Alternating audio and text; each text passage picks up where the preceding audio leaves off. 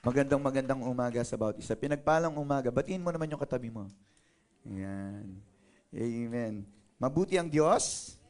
Amen. Tunay nga no, na mabuti ang ating Panginoon sapagkat tayo po sa umagang ito ay narito, ginising ng Panginoon na malakas. Sino yung malakas today? Parang hindi naman parang nanglalambot ka eh.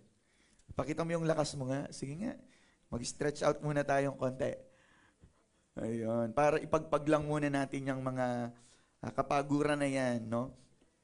And alam niyo po, napakabuti ng Panginoon because today, again, tayo po ay biniyayaan niya ng panibagong mensahe sa umagang ito. Amen po ba? Amen. At sasabihin mo sa umagang ito, makikinig ako. Ayan, makikinig ka. Tama po ba yun, church? Amen. Sige, bigay muna natin yung pinakamataas na papuri, pagsamba sa ating Panginoon. You know? Amen. Okay. So, samahan niyo po ko sa Isaiah 43, verses 18 to 19. We usually read this verse. No? So, samahan niyo ako sa Isaiah 43, verses 18 to 19. And then, atin pong basahin sabay-sabay. Let us read, 1 to 3.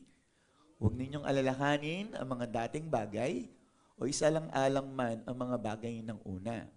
Verse 19. Narito, ako'y gagawa ng isang bagong bagay. Ngayon, iyon ay lalabas. Hindi ba ninyo malalaman iyon? Gagawa ako ng daan sa ilang at ng mga ilog sa disyerto. Pagpalain po ng Diyos sa kanyang mga salita, tayo po yumukot manalangin. Dakilang Diyos ang mga makapangyarihan sa lahat. Lord, pinupuri ka namin, pinasasalamatan sa aming buhay sapagkat tunay nga, Panginoon, kung wala ka sa aming buhay, Panginoon, wala po kami sa oras nito at hindi kami, Panginoon, nananambakan at hindi kami, O Diyos, humihinga. That's why, Lord, kami po ay lubos na nagpapasalamat sa pagkakataon din, Panginoon, na kami po ay makakarinig ng iyong banal na salita. Dalangin namin na ikaw po magbigay sa amin ng kaunawaan, Lord God, karunungan, Panginoon, upang, O Diyos, aming mai-apply ang iyong mga salita, Panginoon, sa aming buhay. Ganun din ang iyong lingkod, Panginoon, kasihan mo po ko ng iyong banal na Espiritu. Tunay nga, Lord God, I am weak, Lord God, I am nothing, O Lord. At dalangin ko po na gamitin mo, Panginoon, ayon lamang sa iyong kalooban ng aking buhay. Langisan mo po ang aking labi, Panginoon, at ikaw lamang maparangalan sa aming kalagitnaan. Pinupuri ka namin, O Diyos, pinasasalamatan sa pangalan ni Jesus. At ang lahat ng anak ng Diyos ay magsabi ng malakas na, Amen, Amen, and Amen. Amen. Praise God. So, ang title po ng message ni Lord today ay pinamagat ng Be Not a Prisoner of the Past. Sabi mo nga, Be not a prisoner of the past. Ayan. So, napakaganda ng pag-uusapan natin today because alam naman natin na marami mga tao ngayon na still they are living doon sa nakalipas nila. Bagaman 2026 na po tayo ngayon, yung nasa isip pa rin niya, yung nasa puso niya, yung nakalipas sa kanyang buhay. And it affects our life today. Nakuha niyo po ba? Okay. So, I believe that this morning, ang sabi ng Panginoon, ang mensahe niya today ay pinapasabi niya sa bawat isa sa atin. Tandaan natin that our past experiences or past life, no, yung past life natin hindi yung ngayon lang, hindi yung recently lang. Kumbaga, hindi yung kahapon lang, kundi lahat-lahat. Nakuha niyo po ba? Are you there? Okay. Na hindi tayo dapat makulong doon. Okay? Because we were not created by God na para ikulong lamang. Tingnan natin yung Galatians chapter 5, verse 1. Anong sabi rito ng Panginoon? It is for freedom that Christ has set us free. Sabi niya. Para sa kalayaan ay pinalaya tayo ni Kristo. That's the reason why. Kaya, sabi niya, magpakatatag kayo at huwag pasakop na muli sa pamatok ng pagka-alipin. Sabi mo, hindi ka alipin. Sabi mo sa katabi mo. Mukha bang alipin yan? Di ba mukha siyang donya? Ano ba yan?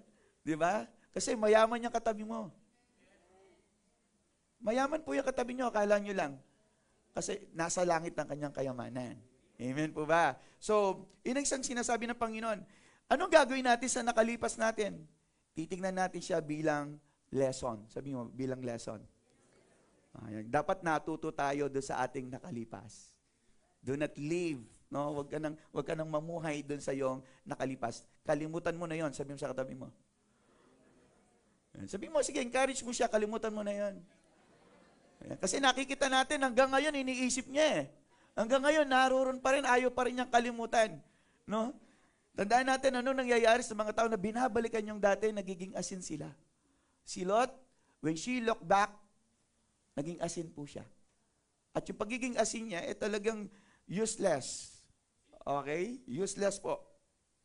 Ang sabi rito sa Filipos chapter 3, verse 13, if you will go, sabi niya, mga kapatid, hindi ko ipinapalagay na nakamit ko na ito, ngunit isang bagay ang ginagawa ko, ang sabi ni Apostol Pablo, habang nililimot ko ang nakaraan at sinisikap na marating ang layuning nais na kung makamtan, sabi niya, nagpupunyagi ako patungo sa hangganan upang makamtan ang gantimpala sa pagkatawag sa akin ng Diyos sa pamagitan ni Kristo Jesus, ang buhay na nasa langit.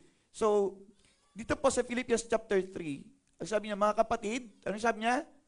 Hindi ko inaaring naabot ko na, ngunit isang bagay ang ginagawa ko. Tingnan niyo, ang sabi niya,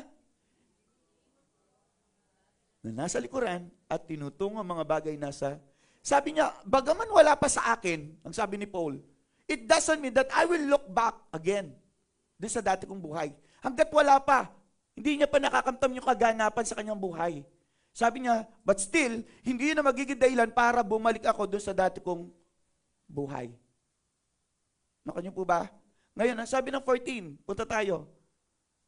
Nagpapatuloy ako tungo sa mithiin para sa gantimpala ng dakilang pagtawag ng Diyos kay Kristo Jesus. Tandaan natin na ang destination natin ay sa kalangitan. That's why here on earth, bagaman hindi mo pa nakakamtan ang lahat ng bagay sa iyong buhay, hindi ibig sabihin nun ay wala nang mangyayari at ang gagawin mo lang, ang best thing to do is to go back to where you started or you belong or where you have been. Hindi po ganun yun. Tandaan po natin kasi nga ang ating patutunguhan ay ang buhay sa langit. It is the kingdom of God. Sabi mo, kingdom of God. Kaya napakahusay lamang, napakaganda that today, no, sisikapin natin, tutulungan natin ang ating sarili, even our brethren, tutulungan mo sila na hindi na sila bumalik doon sa dati nilang buhay.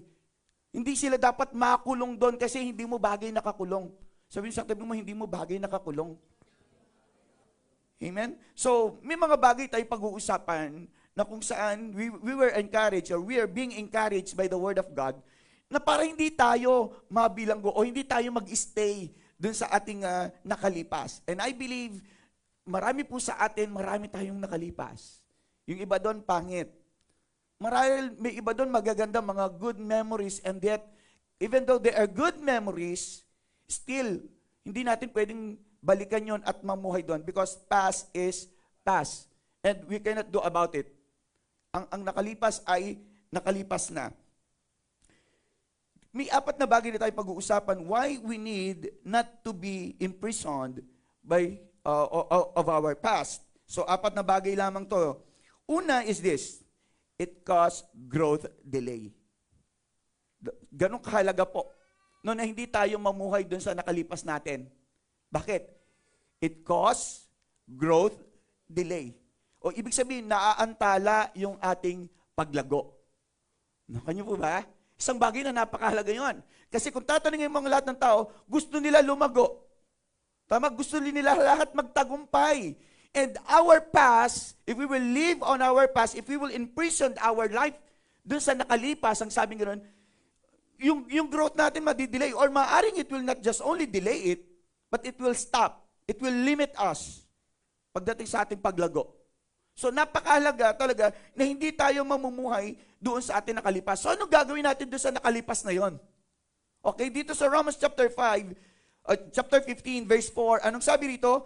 Anumang nasa kasulatan, noon pang una ay nasulat sa ikatututo natin.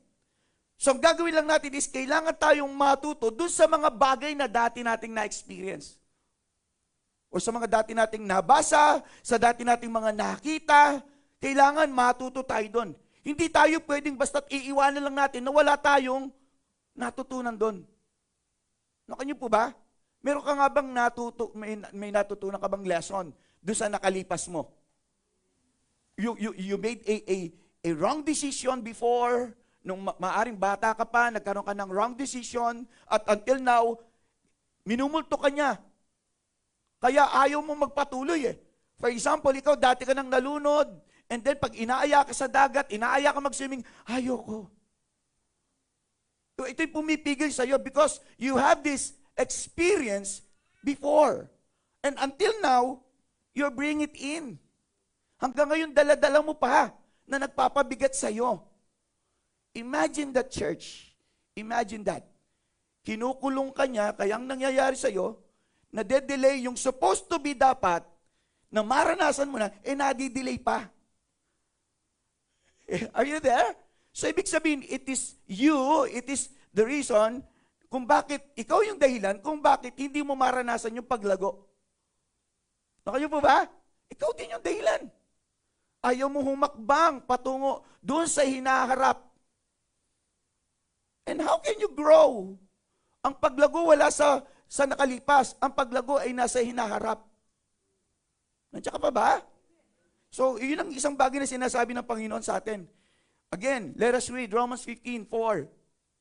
Balik lang tayo. Sapagkat namang mga bagay na isinulat nung una ay isinulat upang tayo ay matuto. Tandaan natin yan. Upang sa pamamagitan ng pagtsatsaga at sa pagpapasigla ng mga kasulatan ay magkaroon tayo ng pag-asa.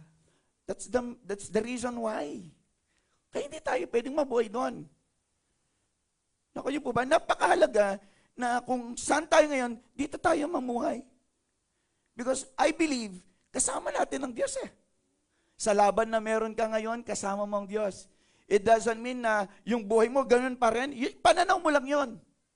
Yun lang yung pananaw mo, yun lang yung tingin mo, na parang if you will look at yourself, wala namang pinagbago. Tingnan mo yung sarili mo, may pinagbago ba yan? Wala. Marami. Kaya lang, ang ibang tao kasi ang gusto nilang makita ay yung pagbabago financially. Yung status nila, yung estado nila sa buhay. Na para bang kapag nagkapera ka na, nagkabahay ka, o may mga bagay kang bago sa buhay mo, may changes. So merong growth na tinatawag. Hindi lang yun ang ibig sabihin ng growth. Hindi lang doon nakasalalay. When we talk about growth, ang growth napakalawak po niyan. Ang paglago in all aspects of our life. Especially ang yung spiritual growth. Spiritual life mo. Nakuha niyo po ba? Hello? Andiyan ka pa? Amen. Tandaan natin, whenever we delay our growth, no, or the reason why we delay, or there is a delay when it comes to our growth, because yun nga, namumuhay tayo doon sa nakalipas natin, kaya nangyayari, ay nami-miss out mo yung opportunity to learn more and know more. Nami-miss out mo daw yung pagkakataon na may malaman ka, no? May matutunan ka. Nami-miss out mo yon. Nakanyo po ba? So, yun ang isang bagay. Kailangan talaga natututo talaga tayo doon sa ating nakalipas. So, huwag mong hayaan na ma-delay yung growth mo, yung paglago mo. Nakuha po ba? So, from now on, sasabihin mo, hindi na ako mamumuhay sa nakalipas because I want to grow. Do you want to grow? Yes. Do not let yourself be imprisoned again of your past. Huwag mong hayaan na makulong ka doon sa dati mo. Yung mga fears mo dati, yung mga takot mo dati, yung mga inaalala mo dati, ito yung mga bagay na pumipigil sa'yo for you to grow. No? Kasi ang gusto ng Panginoon, meron tayong faith. And ang faith, ang sakop ng faith is yung ngayon hanggang sa hinaharap. Yung faith, hindi niya sakop yung nakalipas. Tama? Bakit? Ano bang sabi ng Hebrews chapter 11 verse 1? Faith is the substance of things that we hope for and yet we do not see. Yung hope po, wala sa nakalipas. Ang hope sa hinaharap. Ang ginagamit natin ng word na hope because we're hoping for the future. Tama po ba? Are you there? Kaya ito yung sinasabi ng Panginoon sa atin. Mamuhay tayo ng may pananampalataya today. That's why no need for us to be imprisoned of our past life or past circumstances na nangyari sa atin. Nagganap na yun eh. Nangyari na yun. Wala na tayong magagawa doon. In fact, kung titignan natin yun, ito nga yung bagay talaga na nagpahirap sa'yo, nagkulong sa'yo eh. Tama? Marami kang na-miss out sa iyong buhay. So let go of those past in your life. Pangalawa is this. You will never see or appreciate the beauty of what is ahead. Naunawaan niyo po ba? Anong ibig sabihin nun? Hindi mo makikita, ano ba yung ma-appreciate sa Tagalog? Hindi mo ma-appreciate. Hindi mo makita yung kahalagahan niya. No? Kung ano yung kagandahan, kung ano yung naroon sa hinaharap. Kapag kinulong mo yung sarili mo, hindi mo nakikita yung kagandahan doon. Kapag kinulong mo ang sarili mo sa boyfriend mo lang ngayon, sa girlfriend mo lang ngayon, may mas magaganda pa dyan eh. Marami nagsisituloy, Pastor, sana nung paparinig siya, sana narinig ko yan. Kasi hanggang ngayon, nakakulong ako ngayon. Alam ko may mas maganda pa sa kaasawa ko eh. Totoo yun. Parang nanimik. Sino naniniwala may mas maganda pa sa asawa nyo? Sabi ng palagay ko, mag-iwalay mamaya. May mas babait pa sa asawa nyo. Tama? Meron. Kaya lang, wala ka lang ibang mas mahal kundi siya. Kahit may mas maganda sa kanya, may mas pasensyosa pa sa kanya, may mas mabait sa kanya, kaya lang siya ang mahal mo. Yun lang. Kaya nga sabi sa Bible, bulag ang pag-ibig. Nasa Bible ba yung pastor? Wala. Hindi bulag ang pag-ibig. Hindi siya bulag. Walang sinabi sa Bible na ganun, that love is blind. No. Yun lang yung nire-reason out ng tao. Okay? So, ito yung sinasabi ng Panginoon na kapag tayo po ay nakakulong doon sa ating nakalipas, hindi mo tuloy ma-appreciate, makita yung kagandahan ng hinaharap. Ang dami pa pong mga bagay na maganda kung saan tayo nakakulong ngayon. Okay? And ang mata natin dapat lagi nakikita niyan maganda, maayos, mabuti. Tama po ba? Para hindi masira yung araw mo. Kaya see to it, every time nagigising ka, kailangan makita mo kagad yung kagandahan ng ating Panginoon. Hindi yung nakita mo yung hugasin, pagmulat mo, ba't walang naghugas ng plato? Di ba? Sigurado yung mata na yan because this is the window of our life. Kaya kailangan pagising pa lang yan, maganda kagad ang makikita niya. Kaya kung kinakailangan lang mga nanay, bago kayo matulog, mag-makeup na kayo para pagising, ang ganda. Di ba? Para at least yung mga asawa nyo, talagang nabibigani sila kasi ang ganda-ganda kagad ng nakikita niya. At ang ganda po yun na umpisahan ng araw. First thing to do is to see the beauty of our God, of our Lord. Tama? Yun ang maganda. Lord, thank you for this day. Ang ganda ng araw. Di ba? Ang ganda ng hangin. Bagaman hindi nakikita. Ang ganda sa pakiramdam, ibig sabihin. So, kailangan makita natin yung mga bagay na yun. Tandaan natin, itong mga Israelite people, because God promised to them a place that is filled with milk and honey. Nung ang mga Israelites po ay nasa lugar pa ng mga Egypt, they are crying out to God. Umiiyak sila sa Panginoon, nananalangin sila. Anong gusto nila? Na makawala sila doon sa kanilang kinalalagyan. Kung saan sila inaalipin, kung saan sila nahihirapan. Humingi sila ng tulong sa Panginoon and God heard them. Narinig sila ng Diyos. And then after that, doon sa kanilang paglalakad, doon sa kanilang journey, no? Narinig nila na hinahabol sila ng mga sundalo ng mga Israelites. So ano nangyari sa kanila? Ano nangyari sa mga Israelites? Kasi ang pangako ng Diyos is paglipat nila ng dagat, naroroon yung promised land. Yung promised land na yon, it is filled with milk and honey. Imagine that, church. Filled with milk and honey. It is figurative.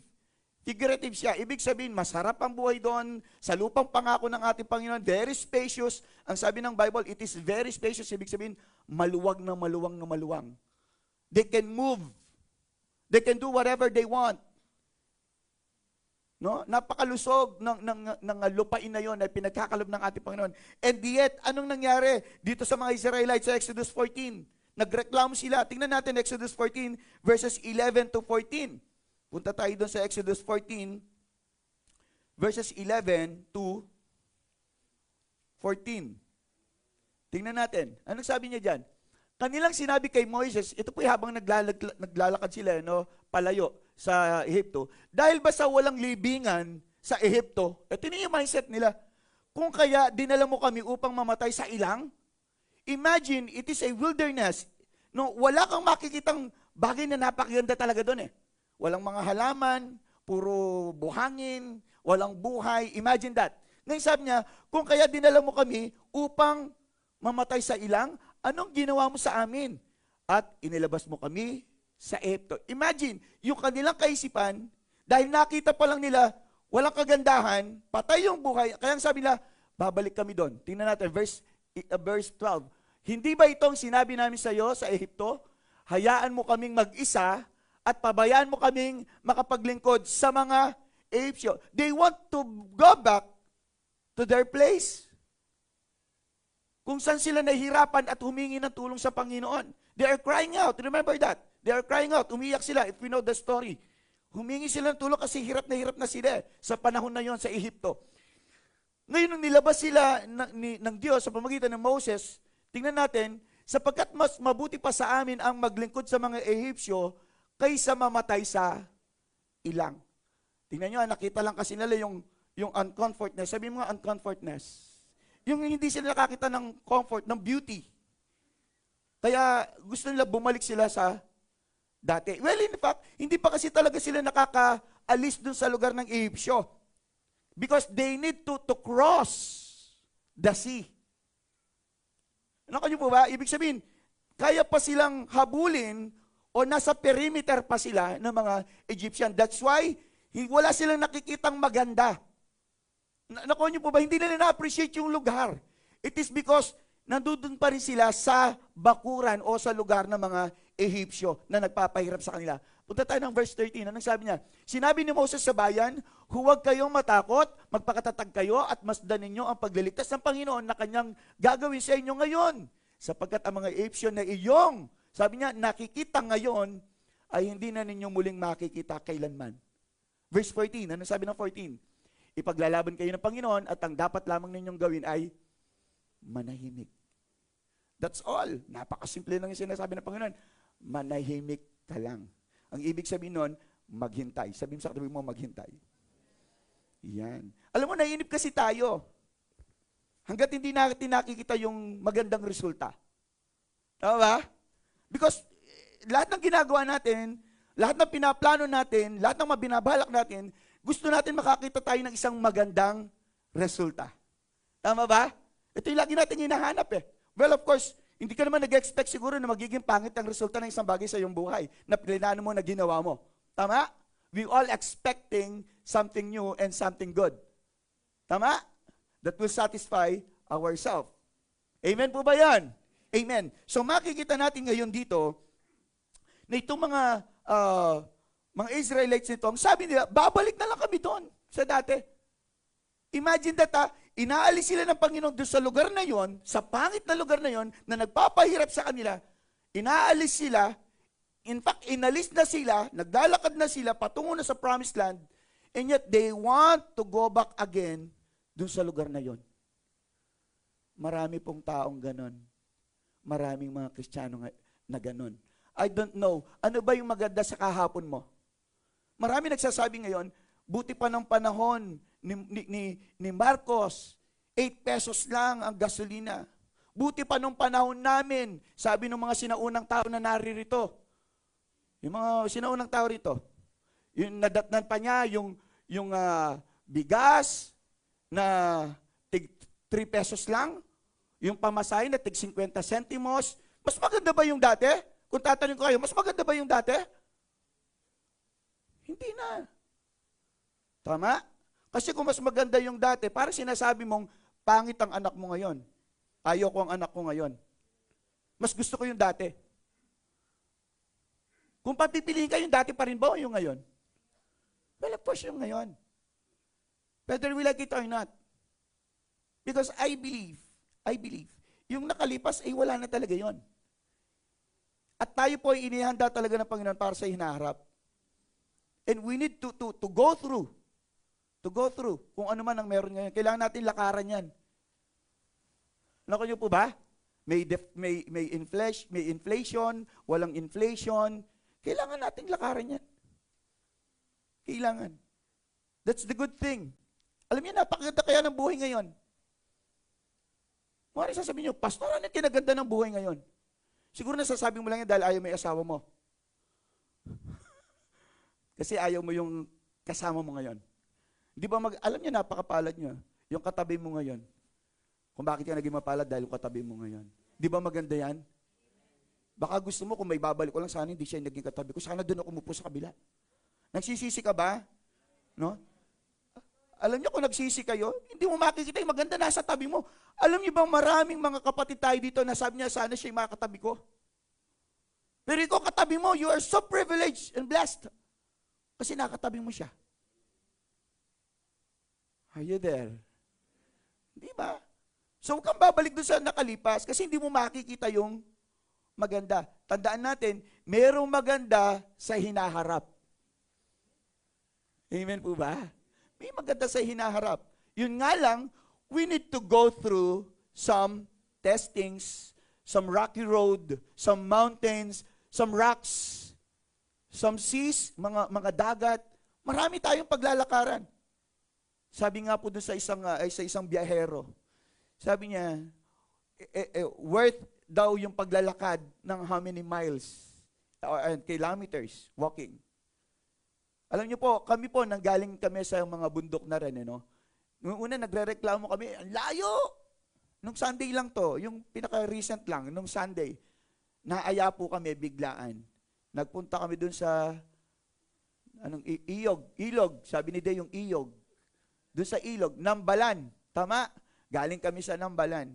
So talagang struggle ang aming inabot din doon.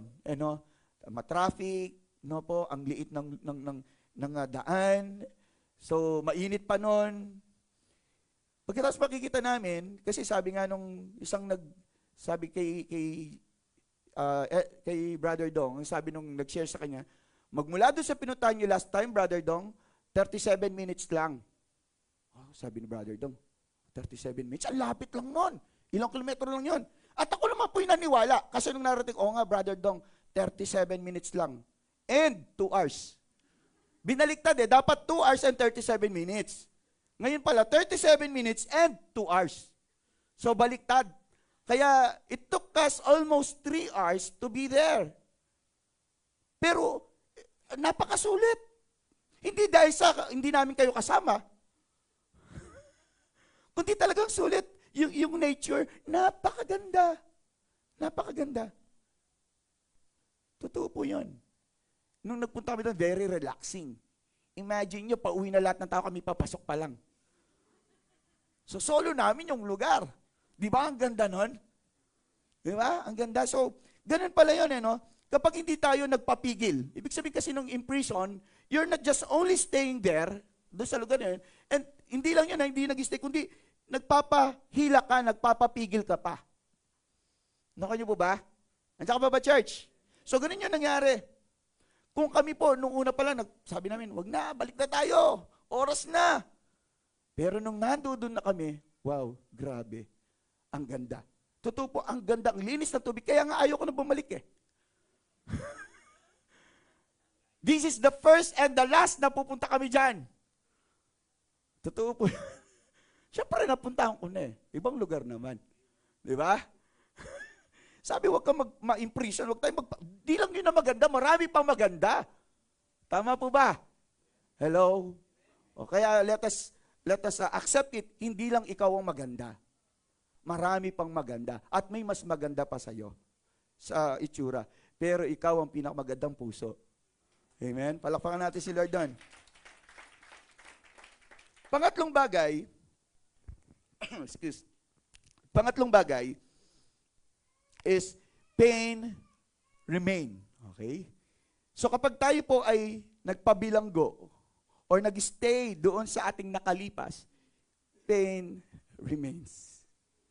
Isang bagay na napakasakit nun. Imagine mo, yung nakalipas mo ay nagdudulot pa rin sa'yo ng sakit, nananatili yon. Tama po ba? Bagaman it is good, siguro. Kahit magagandang memories yun or gusto mong balikan yung probinsya mo or anything. Pero nadudun pa rin yung somehow, merong kirot yan eh. And that pain is, sabihin natin, halo-halo. Yung napipigil, kasi gusto mong umuwi sa probinsya, kaya lang ganun yung buhay, kailangan mong umalis. Alam niyo yun, yung divided yung heart mo. Naninimbangan ka. So, nagkakaroon tayo ng pain. Naku niyo po ba?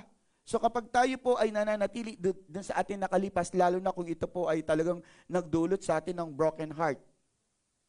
Talagang nasaktan ka. And yet, dun ka pa rin nananatili. Ay, yung sakit naroon lagi. Kasi yung lugar na yon, yung dating kalalagay, yung sitwasyon na yun ang nagdulot sa iyo ng sakit eh. Tama po ba? Kailangan mo umalis doon. Sabi mo sa katabi mo, dun sa lugar na naroon ka ngayon, kung yan ang nagdudulot sa iyo ng karamdaman, sa iyong puso, umalis ka na dyan. Kailangan mo umalis dyan. Matagal na yung sakit na nararamdaman mo na yan.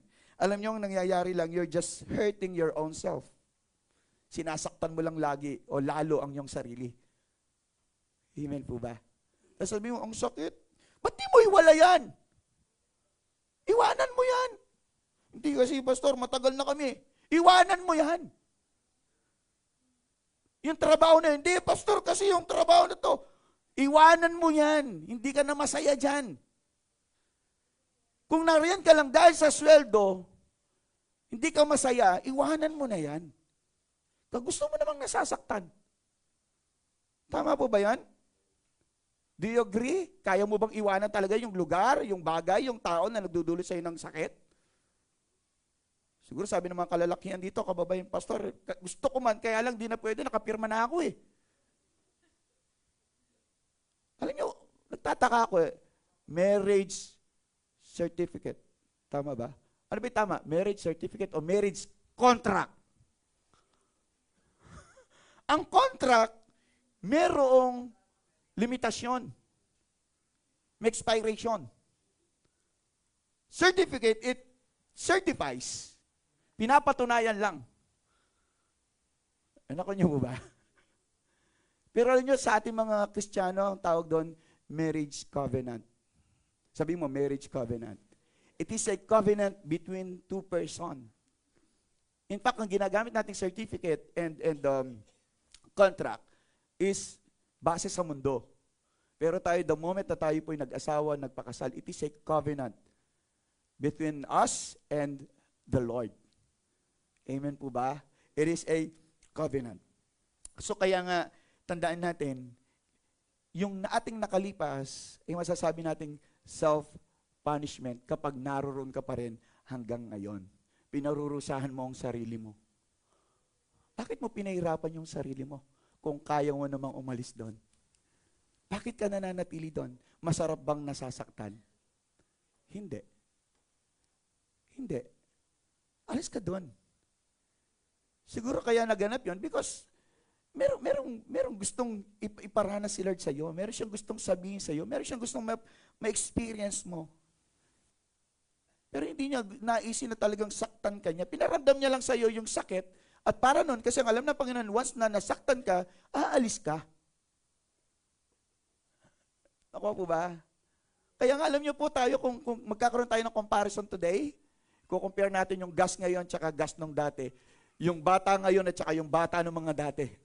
Masasaktan ka lang eh. Tama po ba?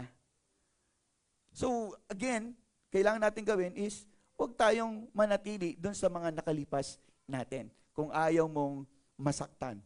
Sabi mo sa katabi mo, let us move on. Ayan. Kasi ang gusto ng Panginoon talaga is to heal our heart. Tama po ba? Yan ang gusto ng Panginoon eh. Ang gusto niya kasi maramdaman natin yung laging bagong pag-ibig ng Diyos na hindi nagmamaliw. Lamentations chapter 3, verse 23, 22 to 23, the love of the Lord is new every morning. Ang sarap kaya nun, na laging bagong nararamdaman mo. Tama po ba? Bagaman pangit mas sa tingin natin, sa pananaw natin, but I believe today is a new day. Ang araw nito ay bago, ang araw nito ay masaya, because it's up to you lang naman eh. How would you enjoy this day? It is a choice. Pinili mong maging malungkot. Pinili mong maging mamuhay sa 2026 na mumuhay ka ng 1960s. Yung mga tao ngayon, binabalikan nila, mag-uuling na lang ako, magkakahoy na lang ako. Bakit kailangan mong gawin yon? Don't you have God? Tumaas yung LPG pa, so what? So what? Ganun talaga. Pero pagdating sa sweldo nyo, ayaw nyo namang mamuhay doon sa na dati. Tama? Gusto nyo taas ng taas. Bakit ganun? Pinipili lang natin yung mga bagay na gusto nating balikan at iwanan o kalimutan. May mga bagay ba na nagdudulot sa iyo ng sakit, din na gusto mong limutin? Limutin mo na ngayon. Alisin mo na ngayon sa kaisipan mo, sa puso mo. Sabihin mo sa katabi mo, palayain mo na yung sarili mo, please. Hello? Bingi ka ba? Palayain mo na yung sarili mo. Hindi ka naman bingi. Baka nagbibingi-bingihan ka lang. Narinig mo ba yung mga nasa paligid mo na sinasabi nila, kung nasasaktan ka, umalis ka na dyan. Kasi ikaw lang ang lunas din naman ng karamdaman mo o pagkasakit mo ngayon. Ikaw lang. Hindi magagamot niya ng paracetamol. Okay? Hindi magagamot yan. Ikaw ang kailangan dyan. Amen? So, pangapat, you will never learn to be thankful and grateful. Kapag lagi kang nandun sa dati mong buhay, hindi ka matututong magpasalamat sa Diyos. O yung word na pasalamat. You will never learn to be thankful and grateful. Kasi namumuhay ka pa rin sa nakalipas mo eh. Because, ano ba yung dapat ipagpasalamat? May bago ba? Pinagpapasalamat nyo ba yung luma? Wala naman eh. We always thank for the good thing, for the new one. Yung isang bago, yung lagi natin pinasasalamatan. Di ba? Thank you for this day, Lord. Thank you for another opportunities. Thank you for another blessings. Pero kapag nariyan na, do you still thankful to God and grateful to Him? Kasi used to it ka na. Ano ka na doon eh? Palagi ka na yun eh. Dati na yun eh. So, pinasalamatan ko na dati yan. Bakit kailangan ko pa uli pasalamatan today? Kaya marami mga tao, hindi sila nagiging grateful and thankful in their life. Bakit? Kasi wala silang una, sabi nga kanina, wala tayong nakikitang mabuting bagay. Walang maganda na nakikita. So, nung reason para ako magpasalamat. Kasi nga, namumuhay ka pa nung nakalipas. Why don't you try? Humakbang ka palayo doon. At na-release ka, na-relieve ka. Salamat. Kaya makikita mo yung mga lalaki paglabas ng bahay, ay, salamat. Yes. Nakanya niyo po ba yan? Akala niya masaya-masaya yung mga lalaki pag lumabas ng bahay. Tama ba? Masaya kayo? Di, masaya tayo. Kasi makakapagtrabaho tayo eh. May maibibigay tayo sa kanila. Ano mang inisip nyo? Di ba? Kasi pag wala kang binigay sa kanila pag-uwi mo, siguraduhin mo, wala kang kakainin. Ikaw maglalaban ng damit mo. Pati pag-abot ng tsinelas mo, ikaw. Sabi ko nga sa inyo, hindi naman lahat. Ang mga misis mababait pag 15 and 30. Yung iba every Saturday. Araw ng sweldo yan. Talagang pagsisilbihan ka talaga nila. Hindi mo pa man tinatanong, nahariyan na kagad. No? Ganyan po kababait ang ating mga asawa. Mapag-alaga. No po? Pero dito, siguro sa IJCC wala nun. Amen po ba? Yung mga asawa natin, kahit na mga asawa mali. Ang asawa natin, sabihin marami. Ang asawa natin, wala kang iuwi, meron kang iuwi. Hindi ko lang masagot yung kasusunod.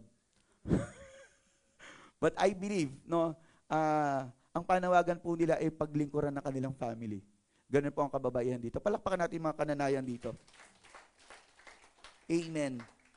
Alam naman natin ang sinabi ng Panginoon that in everything we do, no, we must always give thanks to Him. In fact, sabi nga po niya sa 1 Corinthians 10:31 o 10:13 o 10:31, ang sabi niya, let us glorify God always in our life. Ibig sabihin, be thankful and grateful in every what we do, whether we eat or drink, do it for the glory of God. Yan ang sinasabi niya. Ayun ang gusto ng Panginoon na napagpasalamatan natin yung bawat araw sa ating buhay. No po? Andiyan ka pa ba, church? So, again, no, nais ng Panginoon na tayo po ay maging mapagpasalamat sa bawat araw na darating sa ating buhay because we believe ang Diyos po ay mabuting bagay lamang ang kanyang naisin sa ating buhay. Even though sa pananaw natin ay pangit, pero if we will look at it dito po sa 1 Thessalonians chapter 5, verse 16 to 18, at lagi po natin itong binabasa sa 1 Thessalonians chapter 5, verse 16 to 18. Ang sabi niya nga doon, be joyful always. Ang sabi niya gano'n, ano? Be joyful always. Pray continually. Give thanks. Ito yung mas maganda. Verse 18, give thanks in all circumstances. Sabi niya, kailangan maging mapagpasalamat ka sa lahat ng sitwasyon, sa lahat ng mga bagay.